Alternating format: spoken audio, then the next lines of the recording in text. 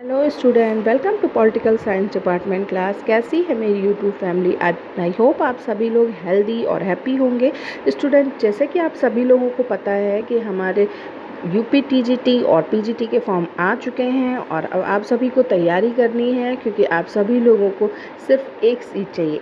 एक सीट के लिए आप सभी लोग तैयारी कर रहे हैं, तो इसके लिए हमारा ये चैनल आपको बहुत ही सहयोग कर रहा है। आप हमारी ऑफलाइन क्लास भी ज्वाइन कर सकते हैं। हमने कॉन्टैक्ट डिटेल डिस्क्रिप्शन बॉक्स में दे दिए हैं। आपको सारे मटेरियल आपको ऑफलाइन क्लास यानी कि आपको घर बैठे मिलने वाले हैं। तो प्लीज़ हमें कॉन्टैक्ट करिए और हमारी क्लास ज्वाइन करिए। आप चाहें तो हमारा व्हाट्सएप ग्रुप भी ज्वाइन कर सकते हैं। तो जैसे कि आप सभी लोगों को पता है कि हमारा जो सब्जेक्ट इसमें टीजीटी में आता है वो आता है सोशल साइंस, है ना। तो हम जो है हमारा जो ये टॉपिक अब चलने वाला कंटिन्यू टीजीटी के ऊपर सोशल साइंस पे ही चलने वाला है। तो जो है सबसे पहले तो हम सिलेबस की बात करेंगे कि सोशल साइंस में हमारा सिलेबस क्या है, उसी के अकॉर्डिंग हमारी क्लासेस चलेंगी। आप सभी को एक चीज़ और बताना चाहती हूँ कि अगर आप हमारी टीजीटी और पीजीटी दोनों की क्लासेस एक साथ ज्वाइन करते हैं तो आपको इससे बहुत ही ज़्यादा लाभ होने वाला है। क्योंकि आप सभी को पता है कि टीजीटी में आप जो भी आपका सब्जेक्ट होगा वो सोशल साइंस होगा और पीजीटी में जो आपका सब्जेक्ट होगा वो पॉलिटिकल साइंस होगा। तो ठीक है, चलिए पहले हम सिलेबस देख लेते हैं। तो स्टूडेंट, सबसे पहले हम बात करेंगे टीजीटी के सिलेबस की। तो जैसे कि आपको पता है कि इसमें आपका जो है जिसको आप बोलते हैं सोशल साइंस, सामाजिक विज्ञान के अंतर्गत आपको 4 विषयों का अध्ययन करना होगा, जिसमें आपका आएगा भूगोल, इतिहास, नागरिक शास्त्र और अर्थशास्त्र। तो आप नोटिफिकेशन पढ़ लीजिएगा। इन चारों में से आपके 2 के पेयर बनेंगे, 2 सब्जेक्ट आपके होने चाहिए। तो ये सारी चीज़ें जो डिटेल्स हैं वो आप प्लीज़ देख लीजिएगा। आपका जो भी विषय बन रहा है उसके हिसाब से आप अपना फॉर्म भर सकते हैं, ठीक है। तो अब हम बात करते हैं अपने टीजीटी सब्जेक्ट के नागरिक शास्त्र विषय से, ठीक है। तो जैसा कि आपको पता है नागरिक शास्त्र में आपका जो सिलेबस है, सबसे पहले तो वो हम देखेंगे। बहुत ही आपको ये चीज़, जैसे अगर आपने पॉलिटिकल साइंस पढ़ा है तो ये सारे टॉपिक आपको बार बार रिटर्न, बहुत सारे मतलब एग्ज़ाम है जिसमें जैसे नेट है, टीजीटी है, पीजीटी है, उन सभी चीज़ों में ये चीज़ें रिपीट होती है। तो आपका बहुत सारा जो टॉपिक है वो पहले से रेडी होगा। स्टूडेंट, हमारी ऑफलाइन क्लास भी है। आप चाहें तो टीजीटी के लिए हमारी ऑफलाइन क्लास भी कर सकते हैं। घर बैठे आप कहीं भी हों, आप घर बैठ के क्लास कर सकते हैं। आप स्टडी मटेरियल्स ले सकते हैं और आपका क्वेश्चन पेपर भी सॉल्व करवाया जाता है। आप चाहें तो हमारे व्हाट्सएप ग्रुप से भी जुड़ सकते हैं। सारे डिटेल्स जो हैं वो हमने डिस्क्रिप्शन बॉक्स में दे दिए हैं। चलिए नागरिक शास्त्र विषय का जो पहले सिलेबस है वो देखते हैं। सबसे पहले हमें राजनीतिक सिद्धांत में नागरिक शास्त्र, प्रकृति और क्षेत्र, परिभाषा, राज्य परिभाषा, निर्माणक तत्व, राज्य की उत्पत्ति, दैवीय सिद्धांत, संविदा सिद्धांत, विकासवादी सिद्धांत, मार्क्सवादी सिद्धांत, समानता, स्वतंत्रता और अधिकार, संप्रभुता और बहुलवाद, कानून और दंड के सिद्धांत, संविधान, परिभाषा और वर्गीकरण, सरकार, संसदात्मक और अध्यक्षात्मक, एकात्मक और संघात्मक और सरकार के अंग जिसमें व्यवस्थापिका, कार्यपालिका और न्यायपालिका, प्रजातंत्र और अधिनायक तंत्र, व्यक्तिवाद, उदारवाद, वैज्ञानिक, समाजवाद, फासीवाद, ये सारे आपके राजनीतिक सिद्धांत में आएंगे। नेक्स्ट आपका इसी में नागरिक शास्त्र में टॉपिक है राजनीतिक विचारक, जिसमें आपको प्लेटो, अरस्तु, Hobbes, Locke, Rousseau, Jeremy Bentham, John Stuart Mill, Karl Marx, Manu Kautilya और गांधी जी का अध्ययन करना है। नेक्स्ट आपका इसी में टॉपिक है भारतीय शासन और राजनीति में, जिसमें गोखले, तिलक, गांधी, नेहरू, सुभाष और डॉक्टर भीमराव अम्बेडकर जी का स्वतंत्रता आंदोलन में योगदान, भारतीय संविधान की मुख्य विशेषताएं, मौलिक अधिकार और नीति निर्देशक तत्व, संघीय व्यवस्था, केंद्र राज्य संबंध, राष्ट्रपति, मंत्रिपरिषद, संसद, सर्वोच्च न्यायालय, न्यायिक पुनर्निरीक्षण, राज्य सरकार, राज्यपाल, मुख्यमंत्री, विधानमंडल, भारतीय राजनीति में जातिवाद, क्षेत्रवाद और सांप्रदायिकता, राजनीतिक दल और दबाव समूह, राष्ट्रीय एकीकरण की समस्या, निर्वाचन प्रणाली, चुनाव आयोग और चुनाव सुधार, ये है। और अगले टॉपिक में भारतीय प्रशासन में नौकरशाही की भूमिका, जिला प्रशासन, जिलाधिकारी, लोकतांत्रिक विकेंद्रीकरण और पंचायती राज, लोकपाल और लोकायुक्त। साथ ही साथ भारतीय विदेश नीति के अंतर्गत आपको विदेश नीति की मुख्य जो विशेषताएं हैं, भारत और पाकिस्तान, नेपाल और श्रीलंका से संबंध। तो ये आपका जो है सोशल साइंस के नागरिक शास्त्र में आपका जो सिलेबस है वो इतना है, ठीक है। तो चलिए अब शुरुआत करते हैं। हम जल्दी से आपका टाइम नहीं वेस्ट कर रहे हैं, इसीलिए थोड़ा हमने सिलेबस थोड़ा स्पीड में बोल दिया, क्योंकि सिलेबस तो आप सभी के पास होगा ही। तो सबसे पहले हम बात करेंगे नागरिक शास्त्र के प्रकृति और क्षेत्र की। बहुत ही इम्पॉर्टेंट है आपका ये टॉपिक, इसमें से आपके बहुत बार क्वेश्चन पूछे गए हैं। तो सबसे पहले हम बात करेंगे, हमारा टॉपिक है राजनीतिक सिद्धांत, जिसमें उसकी प्रकृति और क्षेत्र और परिभाषा की बात करेंगे।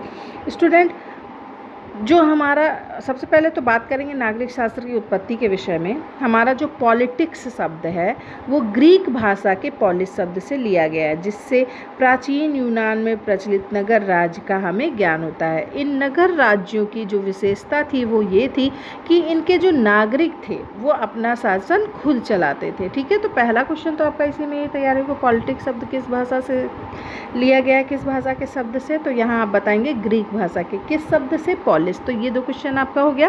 फिर प्राचीन यूनान में जो है इससे किस शब्द का अर्थ लिया जाता था, नगर राज्य का। ठीक है स्टूडेंट, जो राजनीति है, पॉलिटिक्स है, वो प्रक्रिया है जिसके जरिए लोगों का कोई समूह जो होता है वो निर्णय लेता है। सामान्य रूप से ये शब्द असैनिक सरकार के अधीन व्यवहार के लिए प्रयुक्त होता है। नागरिक शास्त्र उन सामाजिक संबंधों से बनी है जो सत्ता और शक्ति से युक्त होते हैं, साथ ही साथ दूसरों के साथ प्रतिस्पर्धा की स्थिति में समाज के दुर्लभ संसाधनों पर अपना प्रभुत्व और नियंत्रण जो है स्थापित करने की कोशिश को नागरिक शास्त्र की संज्ञा दी जाती है। स्टूडेंट, नागरिक शास्त्र के जो क्रमबद्ध अध्ययन है उसकी शुरुआत जो है वो 300 ईसा पूर्व में सुकरात, प्लेटो और अरस्तु के जरिए की गई थी। अरस्तु की जो प्रसिद्ध रचना थी कौन सी थी, द पॉलिटिक्स। ये भी बहुत ही ज़्यादा ज़रूरी है, याद करिएगा। अरस्तु की प्रसिद्ध रचना पॉलिटिक्स थी। उससे पता चलता है कि नागरिक शास्त्र जो है वो नगर राज्य से संबंधित नीति और कार्य हैं।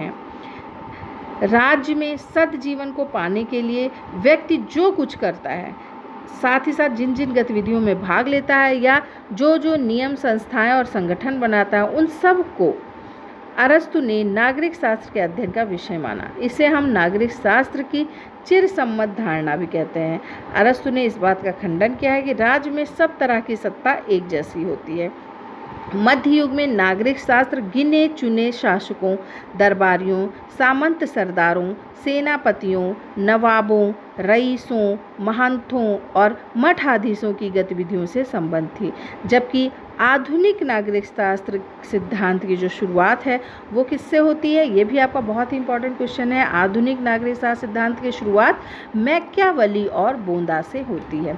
ठीक है, तो ये तो नागरिक शास्त्र से संबंधित बहुत ही महत्वपूर्ण जानकारी हमने अभी आपको दी। अब बहुत ज़्यादा ज़रूरी है हमें नागरिक शास्त्र की कुछ परिभाषाएँ जो आपकी पूछी जा सकती हैं कि ये परिभाषा किसकी है, इनके कथन के अनुसार नागरिक शास्त्र क्या है, तो आप ज़रूर बता पाएंगे। तो नागरिक शास्त्र की कुछ जो महत्वपूर्ण परिभाषाएँ हैं स्टूडेंट, सबसे पहले बात करेंगे हम हरमन हेलर के अनुसार नागरिक शास्त्र के संपूर्ण स्वरूप का निर्धारण उसकी मानव विषयक मौलिक मान्यताओं से होता है। एरोन वाइल्डवस्की के अनुसार नागरिक शास्त्र समाज विज्ञान को कहा जाता है जिसका संबंध राज्य से है और जिसमें राज्य की मूल प्रकृति, विभिन्न रूपों, विकास और आधारभूत स्थितियों को समझने और जानने की कोशिश की जाती है। ठीक है, फिर बात करेंगे गिलक्राइस्ट की। उन्होंने कहा कि नागरिक शास्त्र राज्य और सरकार की सामान्य समस्याओं का अध्ययन करता है। गार्नर ने कहा कि नागरिक शास्त्र का प्रारंभ और अंत राज्य के साथ होता है। लास्की ने कहा कि नागरिक शास्त्र के अध्ययन का संबंध संगठित राज्यों के संबंधित मनुष्य के जीवन से है। बिलोबी ने कहा कि नागरिक शास्त्र जिन विषयों की व्याख्या करता है वो है राज्य, सरकार और कानून।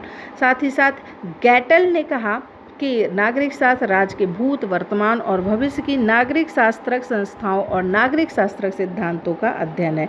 लीकॉक ने कहा कि नागरिक शास्त्र सरकार से संबंधित है। स्टूडेंट, मैं उन सभी गर्ल्स से कहना चाहती हूँ आप हमारी ऑफलाइन क्लास एक बार ज़रूर ज्वाइन करें, क्योंकि अगर आपके आसपास ऐसी सुविधा नहीं है, आपके साथ टाइम की प्रॉब्लम है, तो आप हमारी हेल्प ले सकते हैं। आप घर बैठ के अपना क्लास जो है वो कर सकते हैं। साथ ही साथ आपको स्टडी मटेरियल्स भी मिलेंगे। डिटेल्स हमने डिस्क्रिप्शन बॉक्स में दे दिए हैं। चलिए आगे बढ़ते हैं। अब हमने बात कर ली नागरिक शास्त्र की परिभाषा की और नागरिक शास्त्र के अर्थ की। अब हम बात करेंगे नागरिक शास्त्र की प्रकृति की। ठीक है, तो नागरिक शास्त्र की प्रकृति को आधुनिक और परंपरागत नागरिक शास्त्रों के अनुसार हम अलग अलग रूपों में समझ सकते हैं। सबसे पहले तो बात करेंगे विज्ञान के अध्ययन के बल के रूप में। स्टूडेंट, आधुनिक नागरिक शास्त्री जो हैं वो अपने अध्ययन को बहुत ही ज़्यादा वैज्ञानिक बनाना चाहते हैं। वो नागरिक शास्त्र घटनाओं और तथ्यों को वैज्ञानिकता की कसौटी पर कसकर उनकी जांच करते हैं। वो प्राकृतिक विज्ञान और अन्य सामाजिक विज्ञानों से अध्ययन की नई नई तकनीकों को लेकर नागरिक शास्त्र विज्ञान में उनका प्रयोग करते हैं। ठीक है, तो नागरिक शास्त्र की प्रकृति में विज्ञान के अध्ययन पर बल दिया जाता है। अगला है अंतः अनुशासनात्मक अध्ययन पर बल। स्टूडेंट, अंतः अनुशासनात्मक अध्ययन पर भी बल दिया जाता है। इसकी प्रकृति के अंतर्गत इसे शामिल किया गया है। जैसे कि आधुनिक नागरिक शास्त्रक विचारक हैं, उन्होंने विज्ञान की प्रकृति अंतः अनुशासनात्मक अध्ययनों पर जोर दिया। विद्वानों ने समाज विज्ञान, मनोविज्ञान, अर्थशास्त्र ऐसे बहुत से विषयों से बहुत कुछ लिया है। इससे ये नागरिक शास्त्रक, समाज शास्त्रक और नागरिक शास्त्रक मनोविज्ञान जैसा दिखाई देता है। इसलिए इसमें अंतः अनुशासनात्मक अध्ययन को भी शामिल किया गया है। अब नागरिक शास्त्र की प्रकृति में हमारा अगला टॉपिक होगा यथार्थवादी व्यवहारपरक अध्ययनों पर भी इसमें बल दिया जाता है। देखिए, इसमें से आपका क्वेश्चन कैसे पूछा जा सकता है कि नागरिक शास्त्र की प्रकृति कौन कौन सी है। ठीक है, तो या तो चारों दे देंगे या तो फिर 3 देंगे, इनमें से कोई नहीं, या फिर एक नहीं देंगे। तो इसलिए आप इस चीज़ को बहुत ही बारीकी से ध्यान से पढ़िएगा। तो अगला टॉपिक है यथार्थवादी व्यवहारपरक अध्ययनों पर बल। तो स्टूडेंट, आधुनिक नागरिक शास्त्रक वैज्ञानिक यथार्थवादी और तथ्यपरक अध्ययन पर भी बहुत ज़्यादा बल देती है। नागरिक शास्त्रक विज्ञान के विद्वान इस बात की खोज पर बल देते हैं, कोशिश करते हैं कि संविधान का स्वरूप चाहे जो भी हो, समाज में शक्ति के वास्तविक स्रोत और केंद्र कहाँ स्थित हैं, शासक वर्ग अपनी शक्तियों का प्रयोग किस रूप में कर रहा है और शासित वर्ग का नागरिक शास्त्रक व्यवहार कैसा है। पूर्व अध्ययन कानूनी और संस्थागत थे, अब उनका स्थान नागरिक शास्त्रक प्रक्रियाओं के समझने की प्रकृति ने ले लिया और नागरिक शास्त्रक दल, दबाव समूह और मतदान व्यवहार, इन सभी से संबंधित व्यापक अध्ययन लिए जाने लगे। तो इस तरीके से नागरिक शास्त्र की प्रकृति में यथार्थवादी व्यवहारपरक अध्ययनों पर भी बल दिया गया है। ठीक है, अगला क्वेश्चन, अगर हमारा जो प्रकृति है नागरिक शास्त्र की, वो है नई नागरिक शास्त्रक शब्दावली का विकास भी इसके अंतर्गत किया गया। स्टूडेंट, आधुनिक नागरिक शास्त्रक जो हैं वो वैज्ञानिक पूरी तरीके से नई शब्दावली और अवधारणाओं का प्रयोग करते हैं। अब नागरिक शास्त्र विज्ञान का अध्ययन जो है वो इसके विकास, आधुनिकीकरण और इसकी संस्कृति और सामाजिकरण जैसी नई अवधारणाओं के रूप में भी किया जाने लगा है। ठीक है, तो इसकी प्रकृति में जो है इसमें शब्दावली का भी विकास शामिल है। अब अगला जो टॉपिक है नागरिक शास्त्र की प्रकृति में, वो है मूल्य मुक्त अध्ययन। स्टूडेंट, वर्तमान समय में नागरिक शास्त्रक जो हैं वो विज्ञान मूल मुक्त अध्ययन पर जोर देते हैं। नागरिक शास्त्रक विश्लेषण में ये मानवीय मूल्य जैसे नैतिकता, न्याय, स्वतंत्रता, इन सभी को कोई भी स्थान नहीं देते। ठीक है, तो अब बात करते हैं इसी के आगे नागरिक शास्त्र की प्रकृति में दर्शन शास्त्र से प्रभावित अध्ययन भी इसमें शामिल है। परंपरागत नागरिक शास्त्र विज्ञान का एक बहुत भाग जो है वो दर्शन शास्त्र से प्रभावित है। स्टूडेंट, परंपरागत नागरिक शास्त्र विज्ञान पर सबसे ज़्यादा दर्शन शास्त्र पर इस तरीके से छाया है कि हमें नागरिक शास्त्र विज्ञान दर्शन शास्त्र की एक उपशाखा जैसे दिखाई देती है। ठीक है, तो नागरिक शास्त्र की प्रकृति में दर्शन शास्त्र भी शामिल है। अब इसी के अंतर्गत व्यक्तिनिष्ठ अध्ययन पर भी बल दिया जाता है। तो परंपरावादी नागरिक शास्त्र विज्ञान के सिद्धांत, मान्यता, अवधारणा और इसके निष्कर्ष इसके प्रतिपादकों के व्यक्तिगत अनुभव और मान्यताओं से जुड़े हुए हैं। इसलिए कहा जाता है कि परंपरागत नागरिक शास्त्र विज्ञान का अध्ययन व्यक्तिनिष्ठ या व्यक्ति सापेक्ष सत्य को प्रस्तुत करता है। तो स्टूडेंट, ये हमारी नागरिक शास्त्र की प्रकृति हो गई। अब इसमें से आपका क्वेश्चन पूछा जा सकता है कि कौन कौन से हैं, इसमें किन किन चीज़ों को शामिल किया गया है, तो आप आराम से बता सकते हैं। नागरिक शास्त्र की प्रकृति में विज्ञान के अध्ययन पर बल, अंतः अनुशासनात्मक अध्ययन पर बल, यथार्थवादी व्यवहारपरक अध्ययनों पर बल, नई नागरिक शास्त्रक शब्दावली का विकास, मूल्य मुक्त अध्ययन, दर्शन शास्त्र से प्रभावित अध्ययन, व्यक्तिनिष्ठ अध्ययन पर बल। तो ये सभी हमारे नागरिक शास्त्र की प्रकृति में शामिल है। अब बात करते हैं नागरिक शास्त्र सिद्धांत के विषय क्षेत्र कौन कौन से हैं। स्टूडेंट, ये भी हमारा बहुत ही इंपॉर्टेंट क्वेश्चन है और ये जो हमारा ये पहला चैप्टर ही है ना, इसमें से 1-2 क्वेश्चन आपके ज़रूर आते हैं, तो इसलिए इसको बार बार आप पढ़िएगा। और चलिए बात करते हैं अब इसके विषय क्षेत्र कौन कौन से हैं। सबसे पहले इसमें राज्य और सरकारों का अध्ययन होता है, मानवीय समूह, वर्ग और संस्थाओं का अध्ययन होता है, मानवीय व्यवहारों का अध्ययन होता है, नागरिक शास्त्र, दल प्रणाली, मत अधिकार और चुनावी नागरिक शास्त्र से जुड़े प्रश्नों का अध्ययन और समीक्षा भी शामिल है।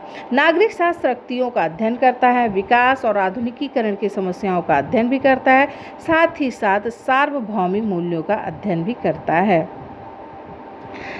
स्टूडेंट जो है, नागरिक शास्त्र सिद्धांत के विषय क्षेत्र के अंदर सबसे पहले राज्य और सरकार का अध्ययन किया जाता है। बहुत ही प्राचीन काल से नागरिक शास्त्र सिद्धांत के जरिए राज्य की उत्पत्ति, प्रकृति, विकास, इसके कार्य क्षेत्र के बारे में विचार होता रहा। साथ ही साथ सरकार के जो बहुत सारे रूप हैं, जैसे राजतंत्र, कुलीन तंत्र, लोकतंत्र, संसदीय, अध्यक्षीय, एकात्मक, संघात्मक, इन सभी को भी इसमें पढ़ा जाता रहा है। नागरिक शास्त्र सिद्धांत में राज्य और सरकार के अध्ययन के साथ साथ समाज में मानवीय समूह, विभिन्न वर्ग संस्थाओं को भी पढ़ा गया है, क्योंकि समाज के इन सभी रूपों को अलग रखकर राज्य या सरकार का अध्ययन नहीं किया जा सकता है। स्टूडेंट, बहुलवादियों ने राज्य के और सारे समुदाय जैसे मजदूर संघ, व्यावसायिक संघ, छात्र और महिला संघ, परिवार, इन सभी के अध्ययन पर विशेष बल दिया। व्यवहारवादी नागरिक शास्त्र सिद्धांत शास्त्रियों ने मानवीय व्यवहार को ही अपने अध्ययन की मूल इकाई माना है। और साथ ही साथ मैं ये भी बताना चाहूँगी, नागरिक शास्त्र सिद्धांत के अंतर्गत नागरिक शास्त्र शक्ति का भी अध्ययन किया जाता है। बहुत सारे विद्वानों ने नागरिक शास्त्र को शक्ति का विज्ञान कहा। Max Weber, Harold Lasswell, George Catlin, Robert A Dahl, इन सभी विद्वानों ने शक्ति सिद्धांत का पक्ष लिया है। चलिए, तो ये तो आज का हमारा टॉपिक जो था, जिसमें हमने राजनीति शास्त्र के प्रकृति और क्षेत्र और उसकी परिभाषा पे चर्चा की। और विस्तार से आप ज्ञान लेने के लिए, नॉलेज लेने के लिए, इस टॉपिक को और ज़्यादा विस्तार से पढ़ने के लिए हमारी ऑफलाइन क्लास भी ज्वाइन कर सकते हैं। आप हमारा व्हाट्सएप ग्रुप भी ज्वाइन कर सकते हैं। प्लीज़ हमें कांटेक्ट करिए, हमने कांटेक्ट डिटेल डिस्क्रिप्शन बॉक्स में दे दिया है। हमारे चैनल को सब्सक्राइब, लाइक और शेयर ज़रूर कीजिएगा और कमेंट भी ज़रूर कीजिएगा। आपका एक कमेंट हमारा हौसला बढ़ाता है, ताकि हम आपके लिए और अच्छे कंटेंट ला सकें। Thank you.